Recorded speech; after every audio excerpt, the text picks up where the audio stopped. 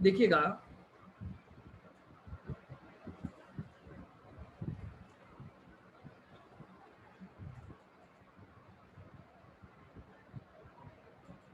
Accounting for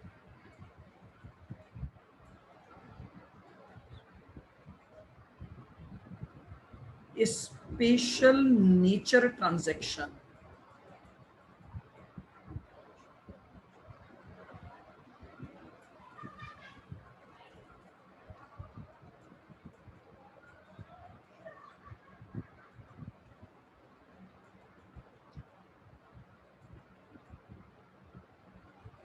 accounting for special nature transaction, और इसमें हम अपना पहला ट्रांजैक्शन ले रहे हैं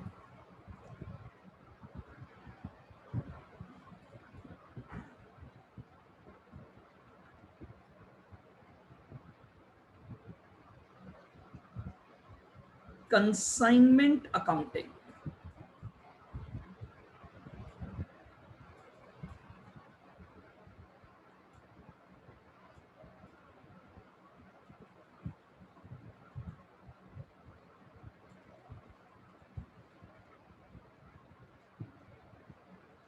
बहुत इंपॉर्टेंट टॉपिक है, नया चैप्टर है, इंटरेस्टिंग चैप्टर है, इसलिए आप बिल्कुल ध्यान से मेरी बात को सुनेंगे।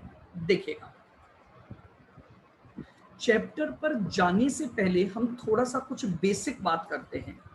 देखो क्या होता है, ये मान लीजिए एक पर्सन है मिस्टर ए।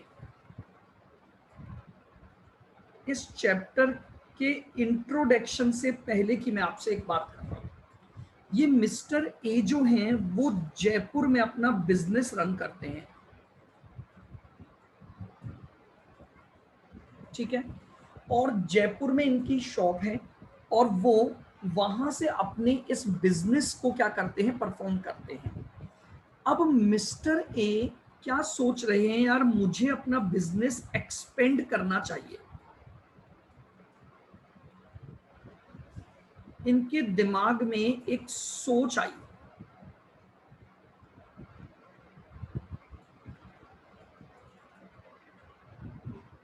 आराम से बिल्कुल सुनना, भी लिखना नहीं है आपको कुछ भी। तो इनके दिमाग में एक पॉइंट आया कि यार मुझे अपने बिजनेस को एक्सपेंड करना चाहिए। अब मैं अपने बिजनेस का जो एक्सपेंशन कर सकता हूं वो कैसे कैसे कर सकता हूं। तो मिस्टर ए के दिमाग में आया पॉइंट नंबर 1, यार क्यों ना मैं अपनी ब्रांचेस ओपन कर दूं।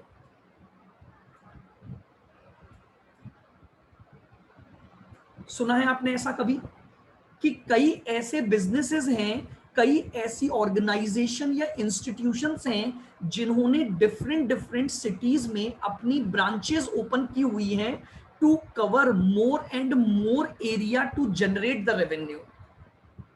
बताइए, क्या आप जानते हैं ब्रांचेस क्या होती हैं? कि आपको अपने बिजनेस को दूसरे एरिया में ले जाना है। मान लो फॉर एग्जांपल ये चाहता है कि यार दिल्ली में मेरा प्रोडक्ट बिके, तो मैंने दिल्ली में अपना एक ब्रांच ऑफिस खोल दिया और वहां से मैं अपना बिजनेस अब रन कर रहा हूं। मैं चाहता हूं कि यार मेरा जो माल है वो गुजरात में जाकर बिके। मैंने गुजरात में जाकर सूरत में क्या किया, एक ब्रांच ओपन कर दी और मैं अपने बिजनेस को इस तरह से एक्सपेंड कर रहा हूं। तो मेरे हिसाब से ब्रांचेस नाम सबने सुना होगा, लेकिन मुझे एक बात बताओ, जब आप कोई ब्रांच ऑफिस ओपन करोगे तो क्या आपको लगता है कि it will incurred huge cost for mister A? आप एक जगह किराए पर लोगे या आप खुद का एक प्रीमाइसेस खरीदोगे, वहां पर स्टाफ रखोगे? क्या आपको लगता है कि एक ब्रांच को ओपन करने और उसे ऑपरेट करने में आपके जो खर्चे होंगे वो बहुत सारे होंगे? Yes sir. होंगे। अब समस्या क्या है, ये अपने बिजनेस को बढ़ाना तो चाहता है, लेकिन ये चाहता है यार मेरा बिजनेस इतना बड़ा नहीं है कि मैं शहरों में जा जाकर ब्रांच ओपन करूं। अब बोले मैं क्या करूं कि मेरा बिजनेस भी बढ़ जाए और मेरी कॉस्ट कम से कम लगे। तो इसके पास एक और तरीका होता है, और वो तरीका होता है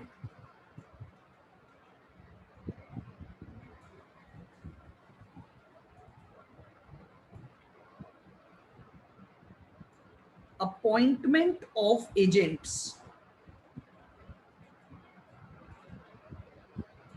अपॉइंटमेंट ऑफ एजेंट्स यानी, मेरी बात ध्यान से सुनना, ये दिल्ली में जाएगा और दिल्ली में वहां जो कोई भी इसका जानकार या कोई बिजनेस करने वाला है उससे कांटेक्ट करेगा कि भैया देख, तू अपनी दुकान पर मेरा माल रख ले, एज ए एजेंट मेरे लिए काम कर, या अगर उसकी दुकान नहीं है तो बोले तू अपने घर पे रख ले, जहां तू रख सकता है वहां रख ले, और तू मेरे बिहाफ पर दिल्ली में माल बेचना, तू मेरा एज अ एजेंट बन जाए। इनके बीच में एक रिलेशन मेंटेन हो जाएगा, प्रिंसिपल एजेंट रिलेशनशिप। बोले मैं तुझे माल भेजूंगा, मैंने इस पर्सन से बात की, ये पर्सन है दिल्ली का, तो मैंने इस पर्सन को क्या बोला कि देख भाई, मैं तुझे माल भेजूंगा, तू उस माल को अपने पास रखना,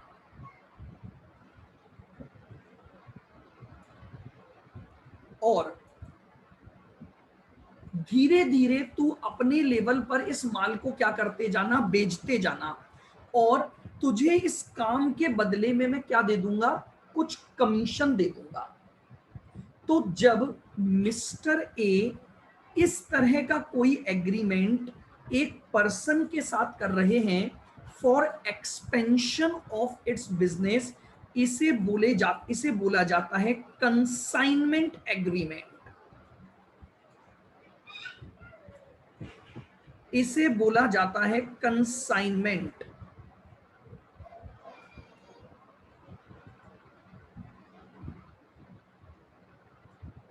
ट्रांजैक्शन।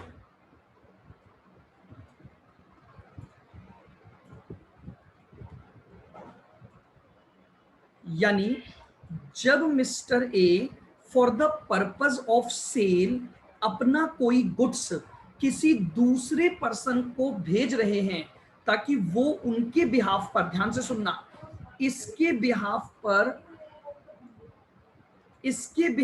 पर ये व्यक्ति इस गुड्स को आगे मार्केट में क्या करेगा, सेल करेगा, तो इस ट्रांजैक्शन को क्या बोला जाता है, कंसाइनमेंट ट्रांजैक्शन बोला जाता है। बताइए क्या आपको मीनिंग समझ आ गया? बिल्कुल क्लियर है? एक एक टर्मिनोलॉजी क्लियर करते हुए चलना, तो क्वेश्चन करते समय बहुत आसानी रहेगी और आसान टॉपिक लगेगा।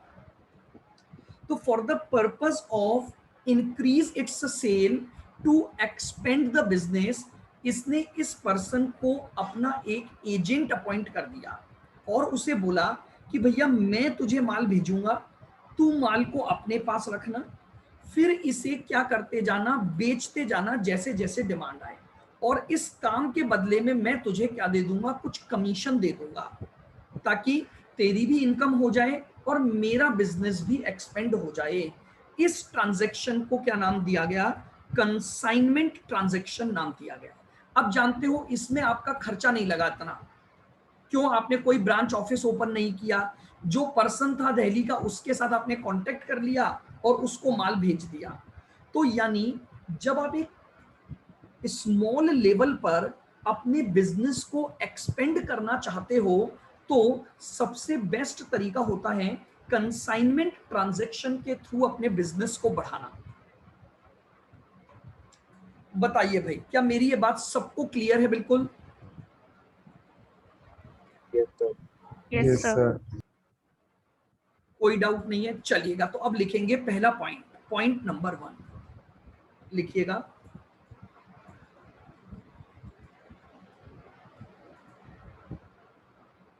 consign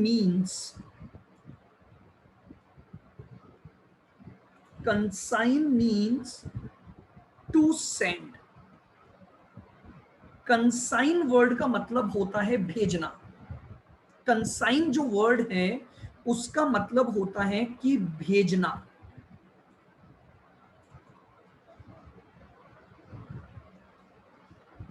सेकंड पॉइंट लिखेंगे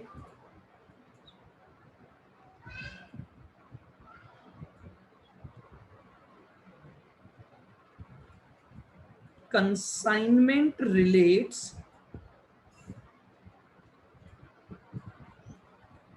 to a specific situation, to a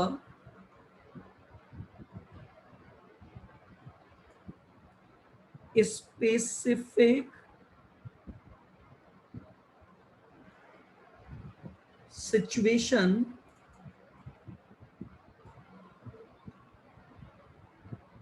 where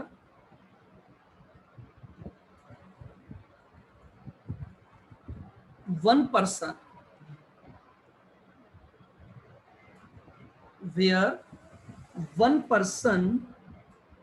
जिसको हम बोलते हैं, आगे जाकर इसका नाम रहेगा कंसाइनर,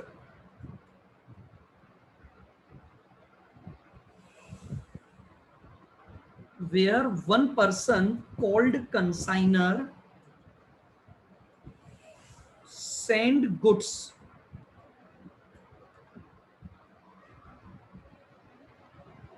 to another person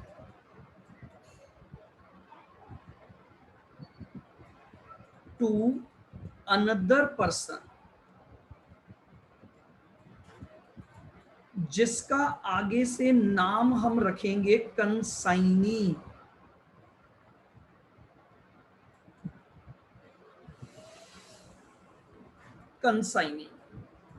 तो कंसाइनमेंट जो है वो एक ऐसी स्पेसिफिक सिचुएशन को बताता है जहां पर एक पर्सन गुड्स को दूसरे पर्सन के पास भेजता है for the purpose of cell.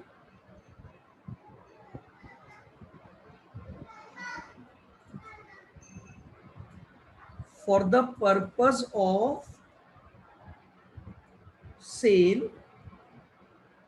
on behalf of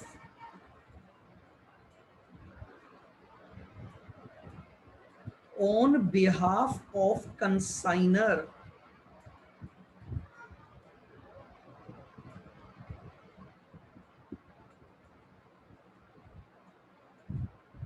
as well as risk of consignor।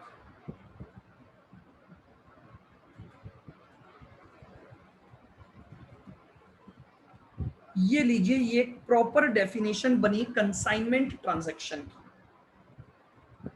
Consignment एक ऐसे ट्रांजैक्शन या सिचुएशन को रिफ्लेक्ट करेगा जहां पर एक व्यक्ति दूसरे व्यक्ति को गुड्स भेजेगा for the purpose of sale, कि भैया तू इस गुड्स को आगे बेच देना on my behalf and at my risk.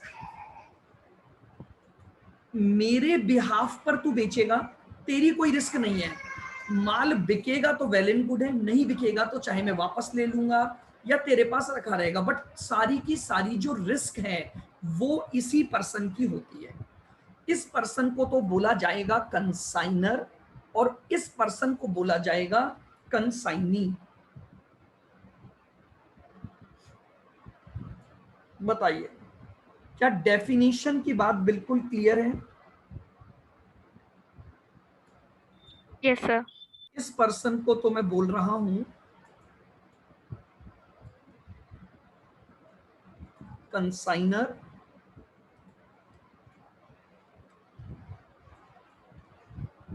और इस पर्सन को बोल रहा हूं कंसाइनी। बाकी भी बताइए, जो स्टूडेंट टोटली बिल्कुल नए हैं, पहली बार इस चैप्टर को अकाउंट्स के लिए पढ़ रहे हैं, क्या मीनिंग बिल्कुल सबको क्लियर है? Lokesh, yes sir. Yes, sir. Nancy, yes sir. और कौन है? मुस्कान, यस सर। क्लियर बिल्कुल। जहां देखिए आप में से किसी को भी कोई भी डाउट आए ना, वहीं पूछ लेना। देखिए मैं आपको पहले भी बता चुका हूं, मैं बिल्कुल जीरो से लेकर चलूंगा। ऑब्जेक्टिव पेपर है, किसी भी पॉइंट पर क्वेश्चन बनता है तो हमें इंक्लूडिंग थ्योरी हर एक चीज कवर करनी है। आप एक एक पॉइंट को बिल्कुल क्लियर करते चलेंगे, जहां अटके मुझे रोकेंगे, मैं वहीं उसको वापस से और एग्जांपल से एक्सप्लेन कर दूंगा। तो आइए, तो मेरे हिसाब से डेफिनेशन पार्ट बिल्कुल क्लियर है। दो पर्सन के बीच में किया गया एक ऐसा ट्रांजैक्शन कंसाइनमेंट कहलाता है जिसमें एक पर्सन जो कि कंसाइनर है वो माल को बेचने के पर्पस से एक दूसरे पर्सन यानी कंसाइनी को सेंड करता है, जिसमें सारी की सारी रिस्क कंसाइनर की होती है। कंसाइनर बोलता है भैया तुम मेरे बिहाफ पर माल बेचो एट माई रिस्क, तुम्हारी कोई रिस्क नहीं है। तो इस ट्रांजैक्शन को हम क्या बोलते हैं? कंसाइनमेंट ट्रांजैक्शन बोलते हैं। चलिएगा point number next,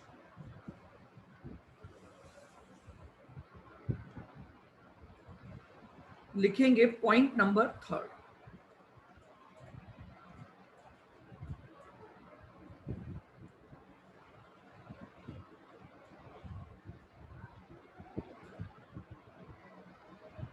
The relation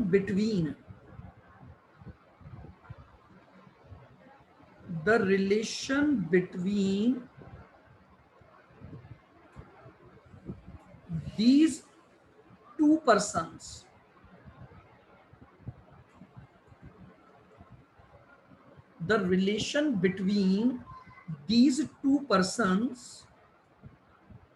are known as principal agent relationship.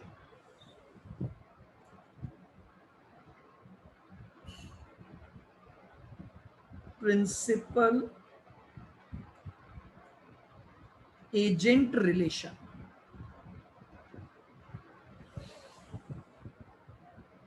इन दोनों पर्सन के बीच में जो रिलेशन होगा वो प्रिंसिपल और एजेंट का होगा।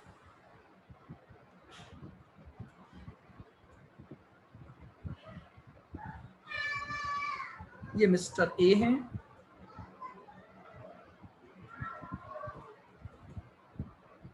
ये मिस्टर एक्स हैं।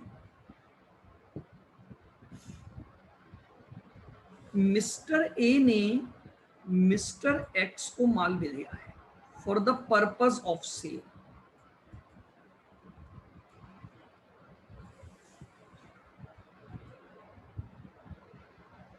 सेंड गुड्स फॉर सेल, बेचे जाने के उद्देश्य से माल दिया। तो ये जो पर्सन है ये तो बनेगा प्रिंसिपल,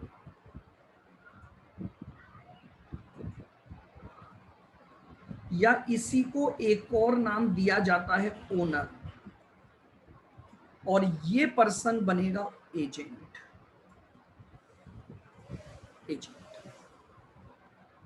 क्यों? क्योंकि आपके पास कोई पावर नहीं है, आपको जो भी काम करना है वो इसके बिहाफ पर करना है, इसीलिए इस रिलेशन को प्रिंसिपल एजेंट रिलेशनशिप कहा जाता है। और इस रिलेशनशिप की जो सबसे इंपॉर्टेंट बात है तो लिखें point number 4,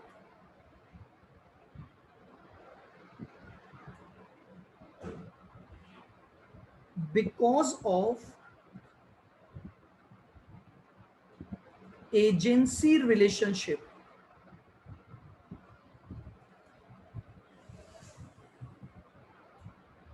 because of agency relationship,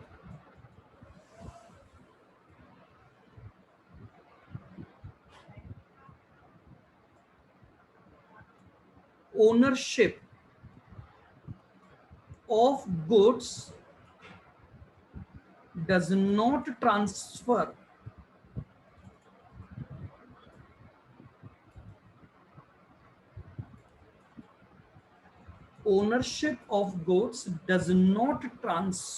to consignee।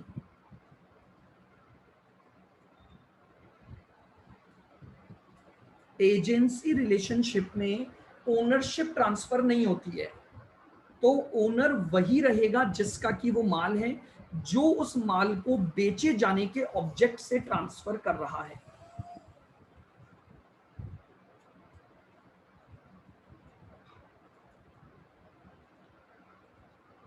बताइए, क्लियर है बिल्कुल यहां तक की बातें?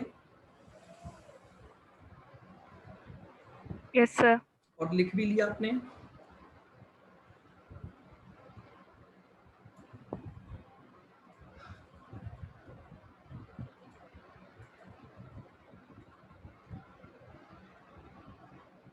आइए,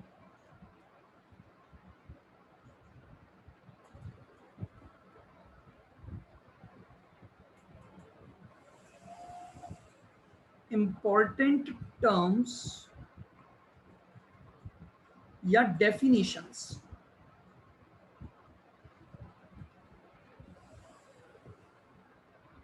इस चैप्टर में काम आने वाली कुछ टर्म्स मैं आपको समझा रहा हूं, ताकि जब जब हम क्वेश्चन करेंगे और वो टर्म्स काम आएंगी तो आपको उन सबके मीनिंग और सारी बातें ध्यान रहेंगी। ए, पहली सबसे इंपॉर्टेंट टर्म है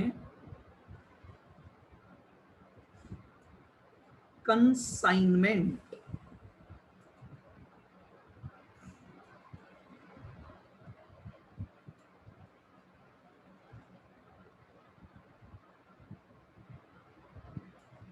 लिखें,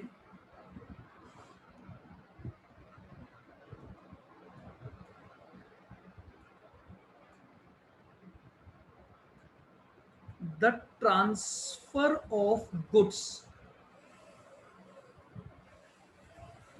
by one person to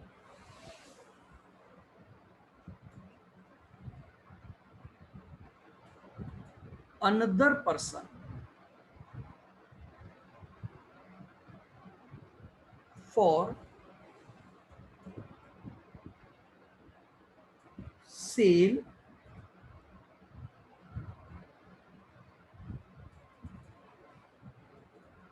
on behalf of former।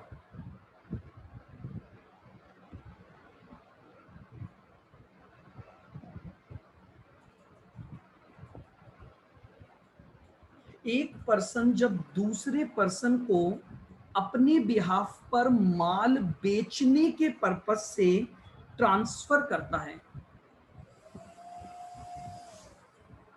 Known as consignment.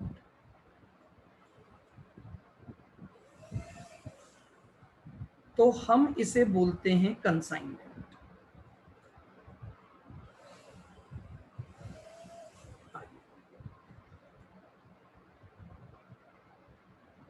यहीं पर इसका कुछ और नाम भी मैं आपको बताता हूं। ये मिस्टर ए है और ये मिस्टर पी है।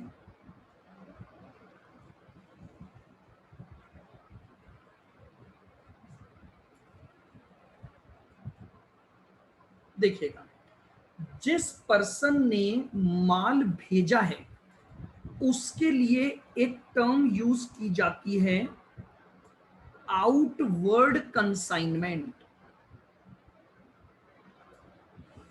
मैं अभी कंसाइनमेंट समझा रहा हूं, पार्टी का नाम नहीं। तो जो पर्सन गुड्स ट्रांसफर कर रहा है, इसके पास से माल जा रहा है, तो इस कंसाइनमेंट को क्या बोला जाता है? आउटवर्ड कंसाइनमेंट बोला जाएगा। तो बताओ, जिसको रिसीव हो रहा है एक गुड्स या कंसाइनमेंट रिसीव हो रहा है, इसके लिए क्या नाम रखोगे? इनवर्ड। इसे बोला जाता है इनवर्ड कंसाइनमेंट। इनवर्ड कंसाइनमेंट बोला जाएगा। तो यानी कंसाइनमेंट दो तरह के हो गए, आउटवर्ड कंसाइनमेंट और इनवर्ड कंसाइनमेंट। जो पर्सन गुड्स ट्रांसफर कर रहा है उसके लिए हम यूज करते हैं द टर्म आउटवर्ड कंसाइनमेंट, और जिस पर्सन के पास वो भेजा जा रहा है या जो पर्सन उस गुड्स को रिसीव कर रहा है, उसे बोला जाता है इनवर्ड कंसाइनमेंट।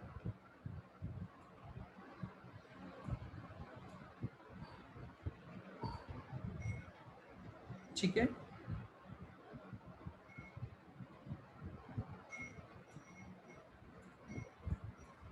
ये पर्सन ओनर ऑफ गुड्स है। ठीक है, तो पहली टर्म जो है हमारी वो है कंसाइनमेंट, जिसका बहुत बेसिक सा मतलब है कि बेचे जाने के पर्पस से आप कोई गुड्स किसी दूसरे पर्सन को ट्रांसफर करते हो, इस ट्रांजैक्शन को हम बोलते हैं कंसाइनमेंट। बी डेफिनेशन, कंसाइनर कौन होता है?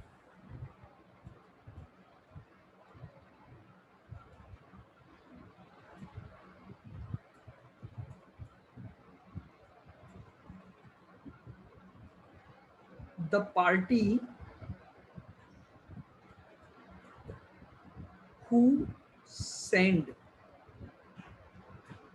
goods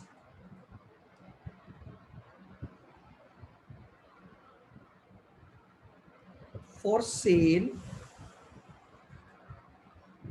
to agent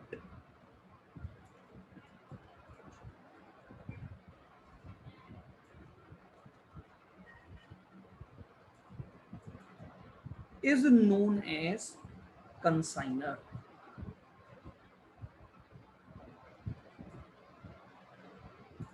ये कंसाइनर की डेफिनेशन बनी। वो पार्टी जो बेचे जाने के ऑब्जेक्ट से एजेंट को माल बेचेगा, उस पार्टी को हम क्या बोलते हैं? कंसाइनर बोलते हैं।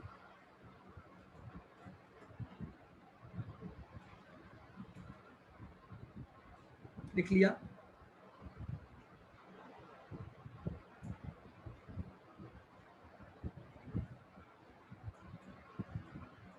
सी, consignee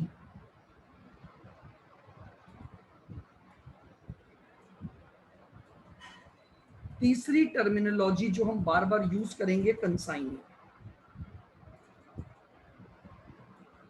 the party to whom the party to whom the goods are sent for sale।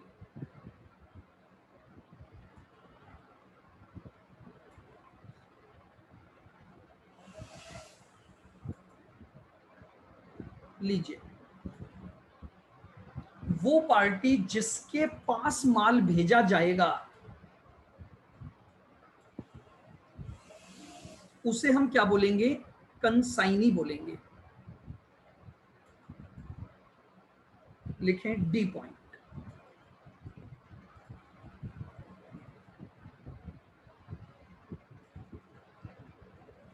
Commission लिखें,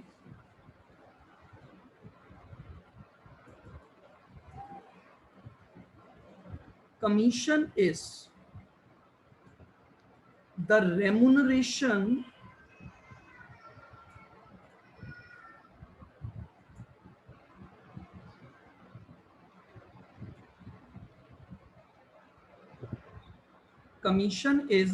the remuneration paid by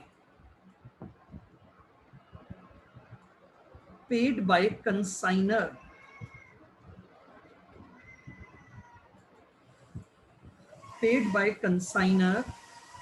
to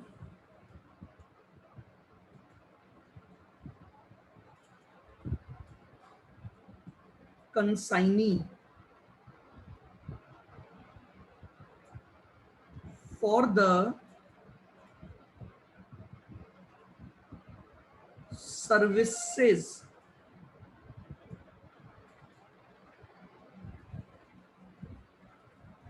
rendered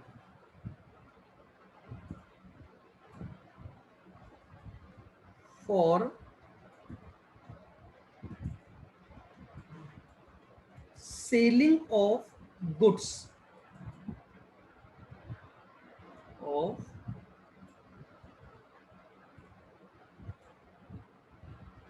कंसाइंड goods, ध्यान से समझिएगा। देखो, कंसाइनर ने आपके पास माल भेजा, तो अब आप अपनी सर्विसेज उसको दे रहे हो कि भैया उसके बिहाफ पे आप उस कंसाइंड गुड्स को सेल कर रहे हो। तो आप ये जो काम कर रहे हो बेचने का, इसके बदले में कंसाइनर आपको क्या देगा? एक रेमुनरेशन देगा। इस रेमुनरेशन को क्या बोला जाता है? कमीशन बोला जाता है। अब मेरी बात को सुनना बहुत ध्यान से, कई तरह के कमीशन हम डिस्कस करेंगे विथ अ डायग्राम। देखो,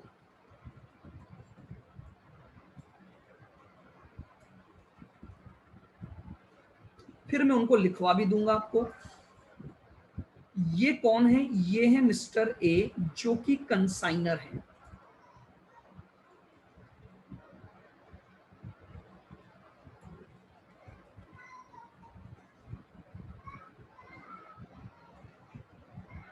इस कंसाइनर ने इस कंसाइनी को माल भेजा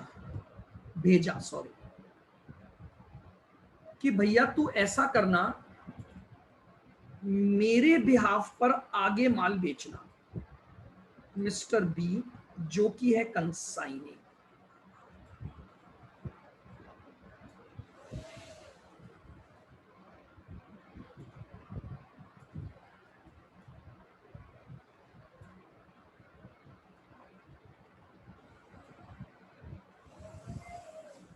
ठीक है।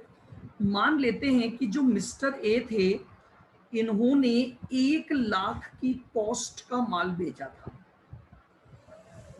और उसे बोला कि भैया तू इसे बेच देना एट 25% प्रॉफिट।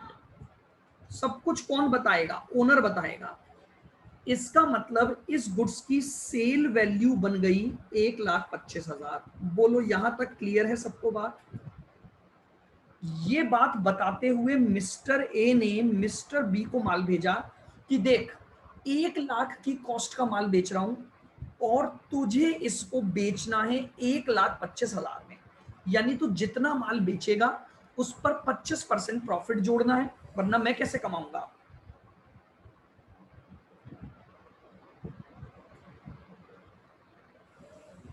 अब इस कंसाइनी ने माल बेचना चालू किया।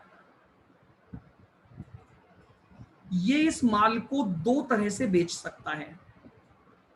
या तो ये इस माल को कैश बेसिस पर बेच सकता है, या ये इस माल को जल्दी बेचने के पर्पस से क्रेडिट सेल भी कर सकता है। बोलिए एग्री और नॉट?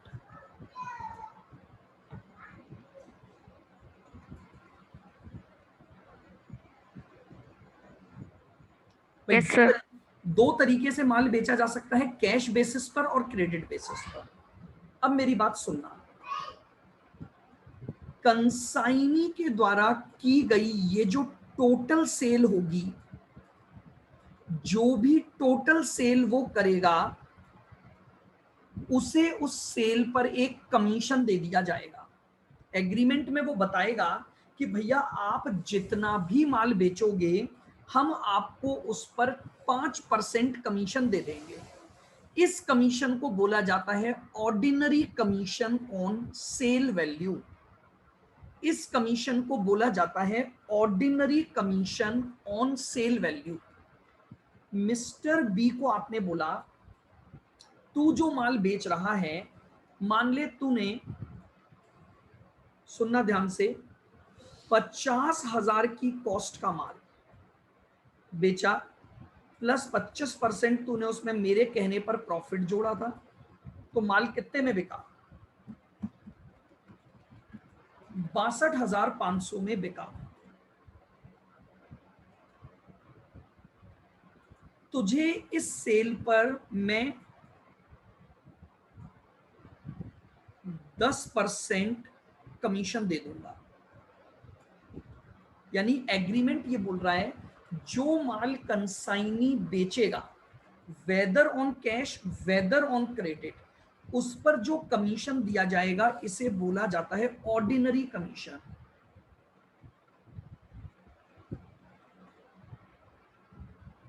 इसे क्या बोला जाएगा? ऑर्डिनरी कमीशन, जो इस एग्रीमेंट का पार्ट है। बताइए क्या यहां तक की बात में आपको कोई भी डाउट है? No sir. नहीं है। पूछा कीजिए, बात कीजिए मेरे साथ, कोई दिक्कत नहीं है। आओ। अच्छा मुझे एक बात बताओ, इस गुड्स का ओनर कौन है? मिस्टर ए ओनर है या मिस्टर बी ओनर है? Mister A. Mister A. Mister A owner है। तो मुझे बताओ इस गुड्स पर रिस्क किसकी है सारी? Mister A. Mister A. अब अगर मान लो ये मिस्टर बी ने क्या किया था, इस व्यक्ति को क्रेडिट पर माल बेचा था,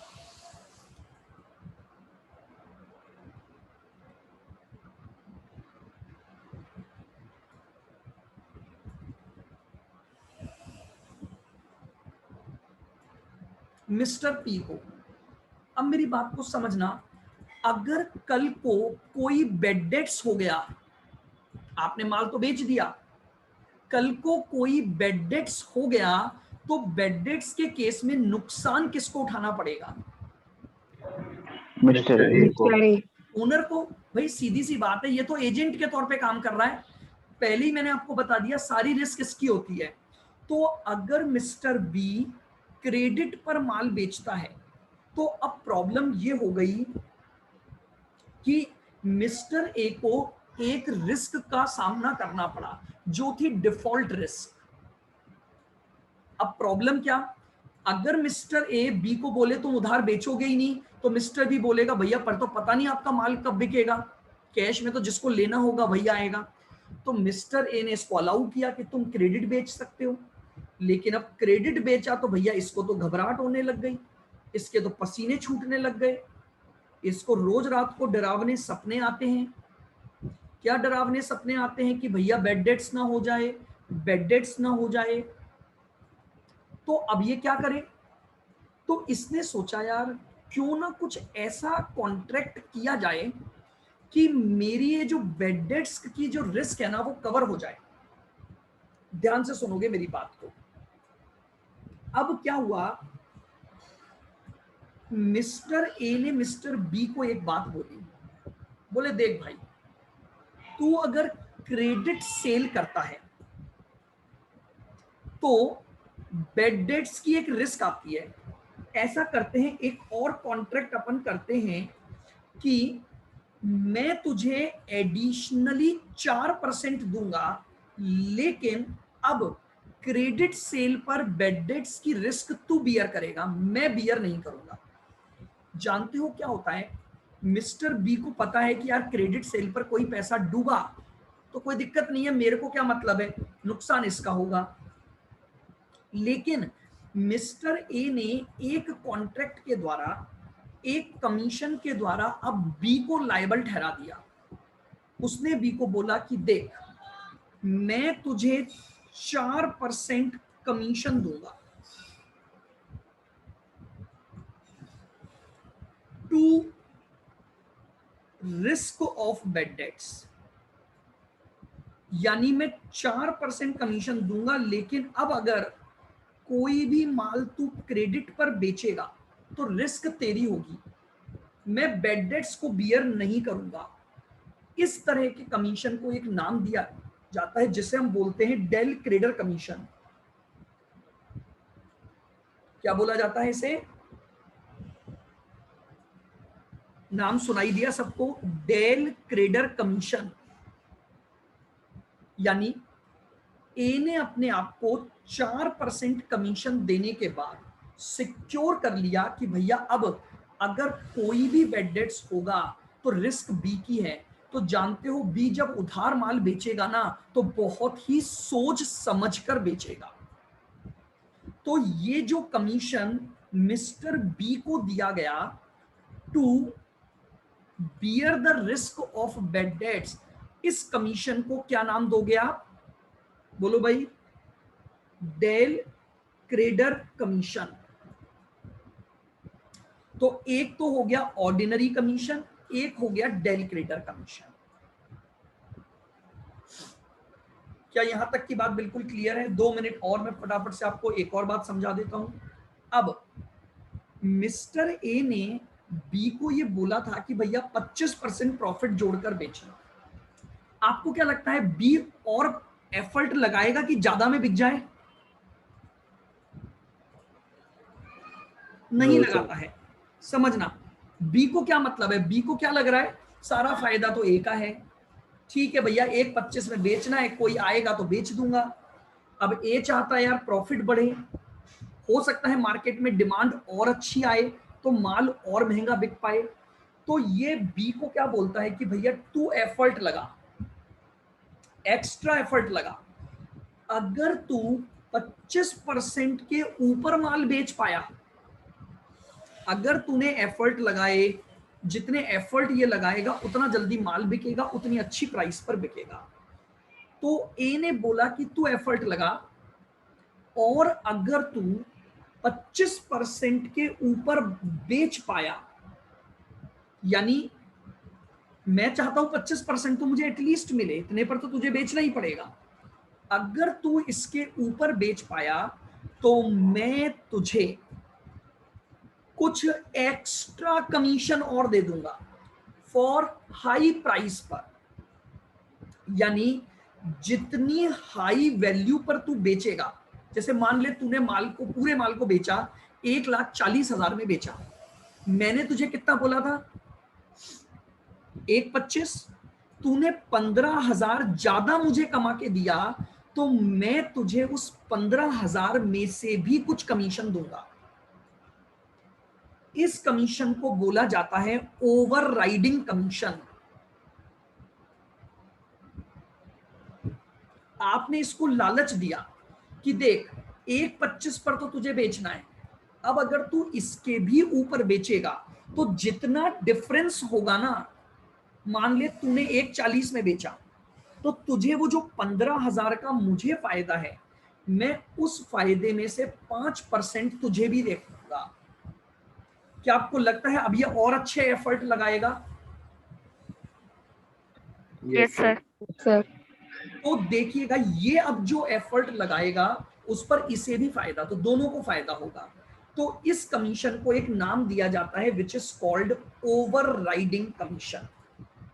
तो 3 तरह के कमीशन मैं आपको पढ़ाने वाला हूं, कल हम इन सारी बातों को लिखेंगे कि नॉर्मल कमीशन, फिर del creditor commission bad debts की रिस्क के लिए, और एक दिया जाता है ओवरराइडिंग कमीशन जो मिस्टर बी को एनकरेज करने के लिए आप दोगे कि भैया जितना ज्यादा तू माल प्राइस पर बेचेगा मैं तुझे उस एक्सेस प्राइस पर, ध्यान रखना एक्सेस पर दिया जाता है, ये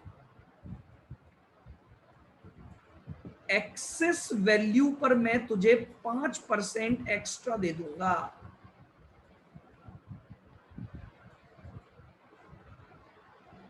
और इसी कमीशन को नाम दिया जाता है ओवरराइडिंग कमीशन। चलिएगा, क्लियर है बिल्कुल? Yes sir. तो कल हम इसको आगे कंटिन्यू करेंगे।